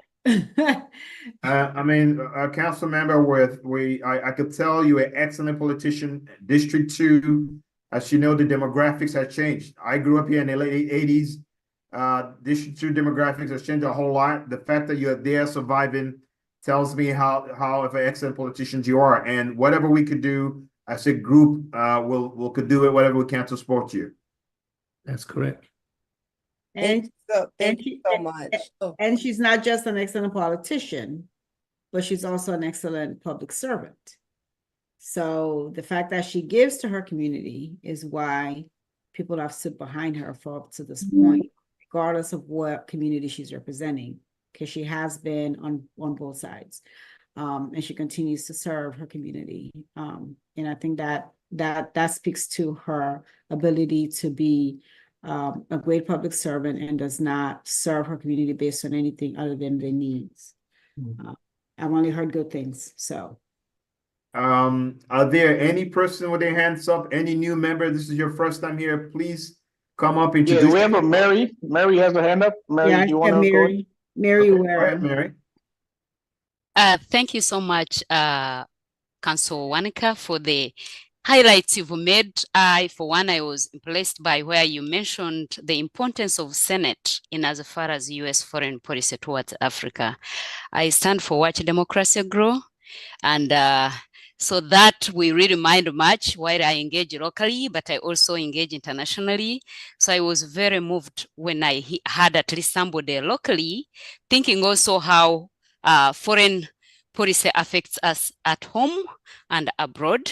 So I will definitely reach out on various engagements if you don't mind, and we'll go through Fatoumata. We usually get conferences. Right now, being a non-partisan, we can't say Kamara, but we say vote.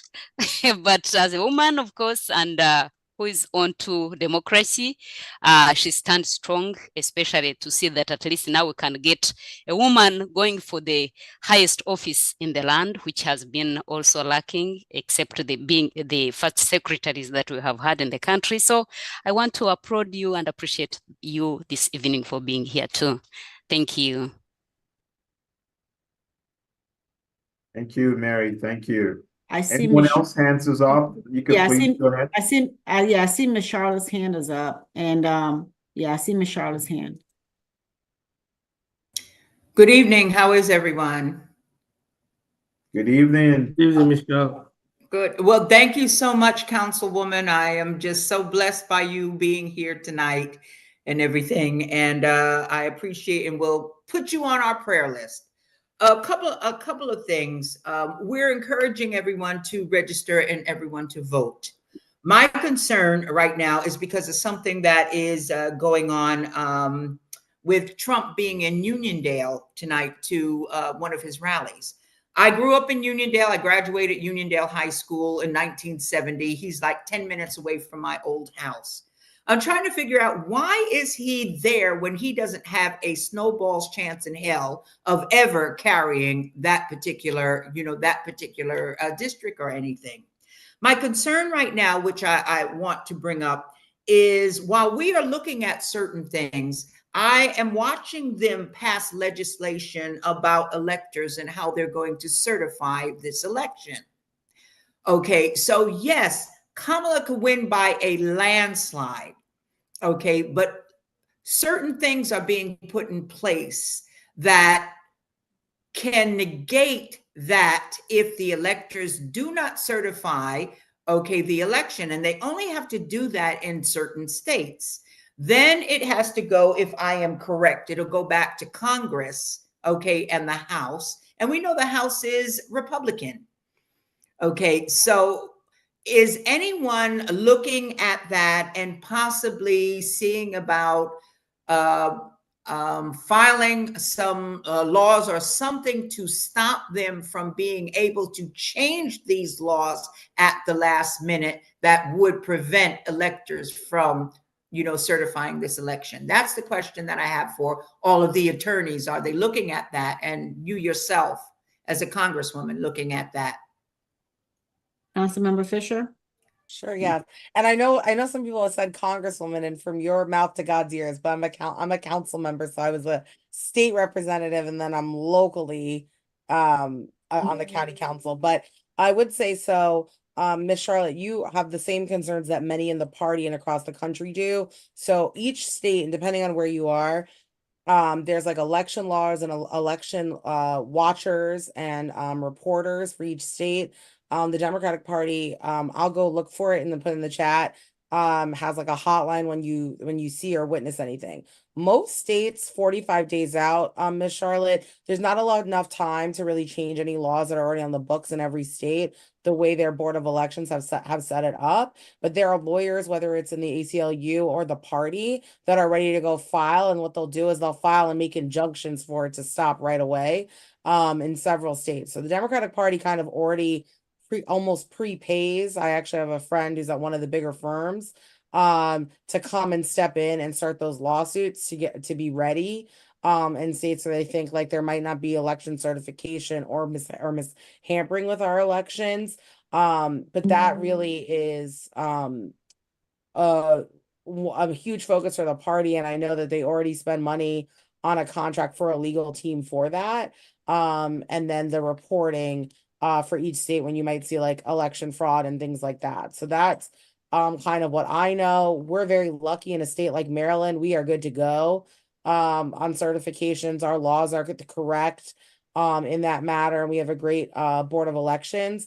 But when it comes to other states, for sure, and I have very close friends in Georgia, and they made changes and are ready to go for that. And they had a similar setup like they had during the Warnock race. If you remember, Senator Warnock's was really, really tough. And that was almost like a Democratic practice run and precursor. So that really taught them a lot. And I know that the party is ready to go to fight in court, as they were thinking they might have to be for Senator Warnock's race in Georgia. Excellent. And by the way, you are Congresswoman as far as I'm concerned. I can also add to that. I was actually watching a piece. There was a piece on that on MSNBC this evening.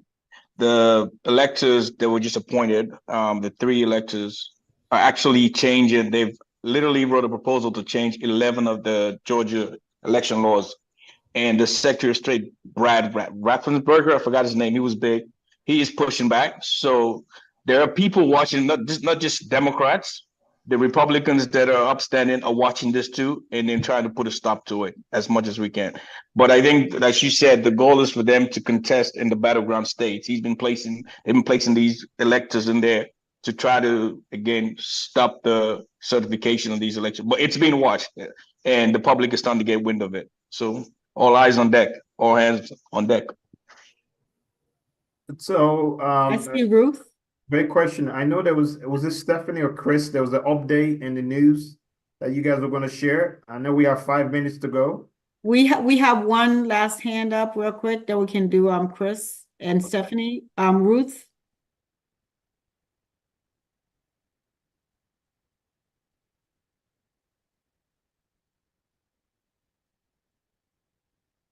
Ruth, are you there? I see you put your hand back up. You're muted if you're talking. Okay. All right. So for a couple of minutes, Stephanie and Chris, you guys got some reporting to give us for the news for Dr. Fouad? Because I don't know, Ruth has her hand up, but I don't know if maybe there's something wrong with her mic. Maybe. Chris, you want me to go first, or do you want to go first? You go first, Stephanie. Go ahead. I'll go after you. So Mine is pretty simple. I've noticed, except for the big Diddy news, let's get back to politics. What I've noticed is that the opposition, they don't really have a way to... Hold on real quick. Wanika, so we don't hold you. We are going into the news and maybe some conversations about that. You are welcome to stay, but I know you have packed stuff tomorrow. And I want to thank you for taking the time, for responding and saying yes, and coming more than always prepared. And we appreciate you. She has been all over the place. We got her in with the Governor's Commission on African Affairs to speak to us on Saturday. And now I have her here. She's been all over the place. So I want to take this time to say thank you so much and appreciate you.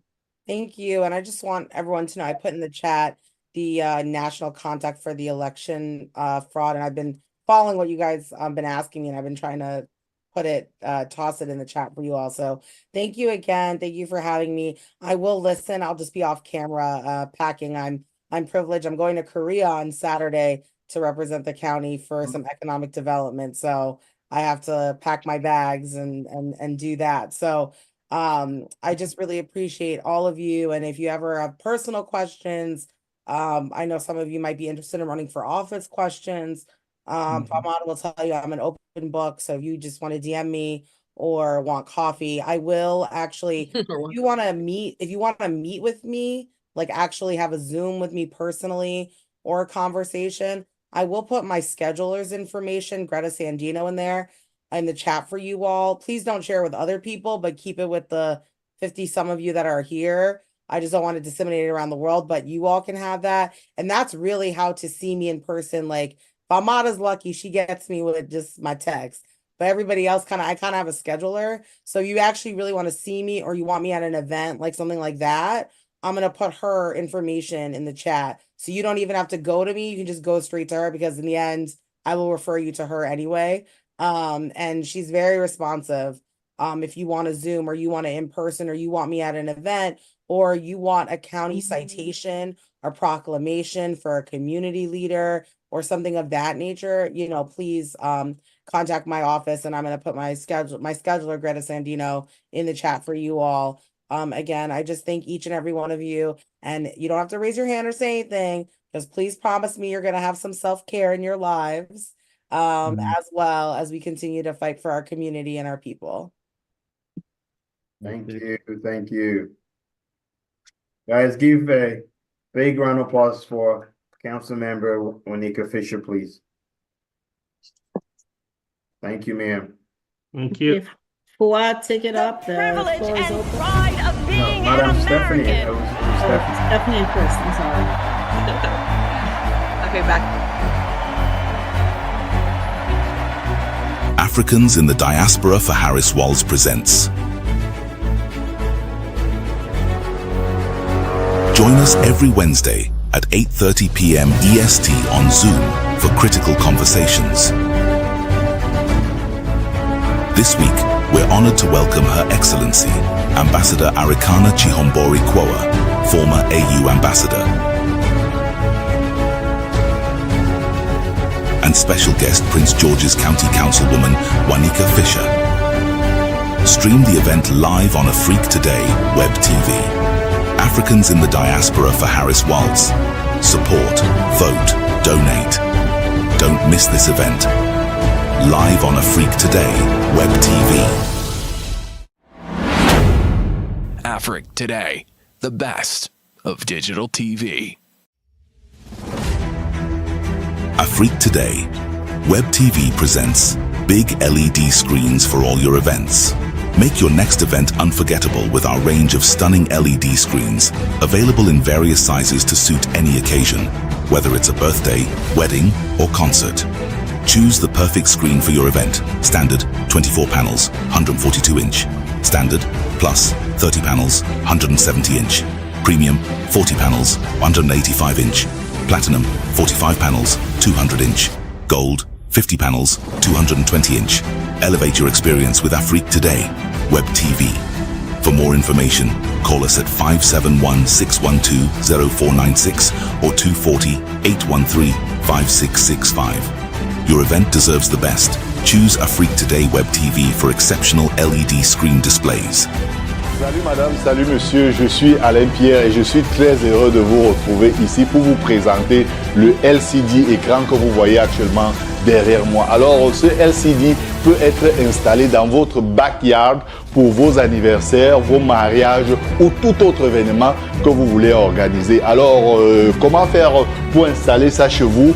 Il vous suffit d'appeler les numéros que vous voyez en bas de mon écran. Alors on viendra chez vous, on vous installera cela. Alors ce LCD, il n'est pas rien qu'installé, il est accompagné de la production que Afrique Today vous propose. Nous vous proposons donc une production digne de son nom, de ce nom-là. Alors ne tardez pas, c'est un LCD. Ce que vous voyez là actuellement avec moi, ce n'est que le petit modèle. Il y a le grand modèle qui est 2 fois que celui que vous voyez derrière moi. C'est l'innovation que nous apportons ici au niveau de la communauté. Alors contactez-nous, venez très nombreux et votre fête sera très belle. Je m'appelle Alain Pierre, on se retrouve très bientôt.